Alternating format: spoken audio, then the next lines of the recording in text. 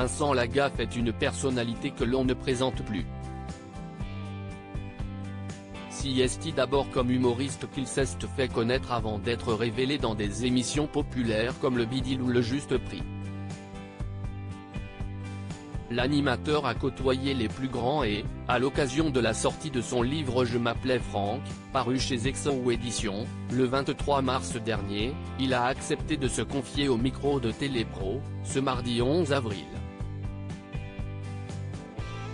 Il a d'abord révélé avoir eu des moments tendus avec Patrick Lelay, l'ancien directeur de la première chaîne. Avec Patrick Lelay, ouais, je le dis, on en est presque venu aux mains. Avec Étienne Moujotte à côté qui dit messieurs, calmez-vous, a-t-il confié avant de préciser qu'il n'est pas le seul qui a rencontré des soucis avec lui. Jean-Pierre Pernaut, c'était pareil, a-t-il affirmé avant d'ajouter, quand Lelay lui a dit qu'il était interdit de fumer dans les bureaux, Jean-Pierre Pernaut lui a dit, tu sors pas la porte ou je te sors pas la fenêtre.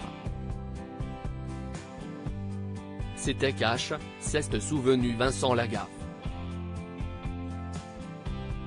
Vincent Lagaffe a de très mauvais souvenirs avec Patrick Lelay et il n'hésite pas à le faire savoir. Toutefois, il précise ne pas être le seul à avoir rencontré des soucis.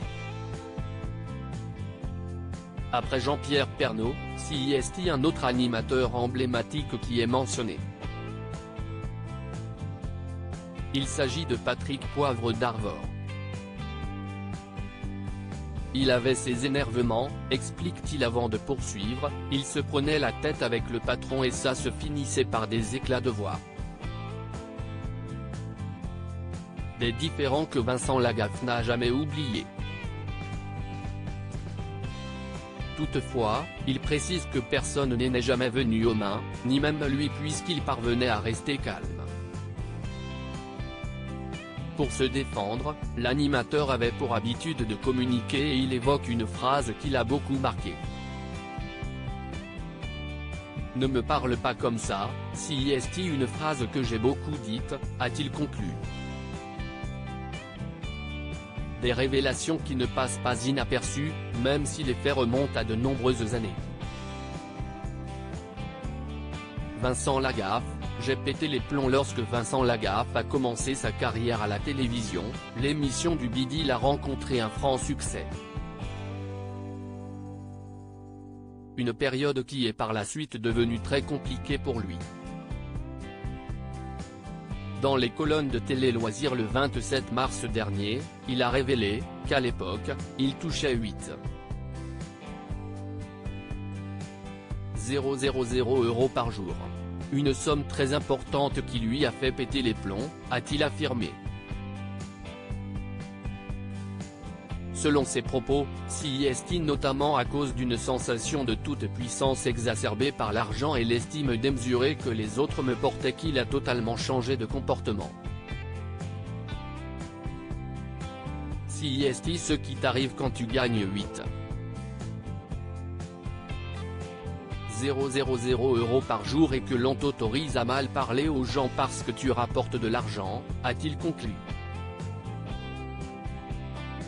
À propos de l'auteur Tiffany Yacomaxi passionné par les disparitions mystérieuses et les enquêtes, j'écris pour Closer depuis 2020. J'aime aussi raconter la vie des people et adore la série Friends 2. Ces derniers articles je me suis senti moins qu'humaine, Amber Heard dévoile le pire moment qu'elle a vécu au procès Maddie McCann, ces indices qui hantent la jeune femme convaincue d'être la fillette disparue d'El Exarchopoulos à l'Elysée, gros malaise en plein dîner, pourquoi elle n'a rien pu avaler.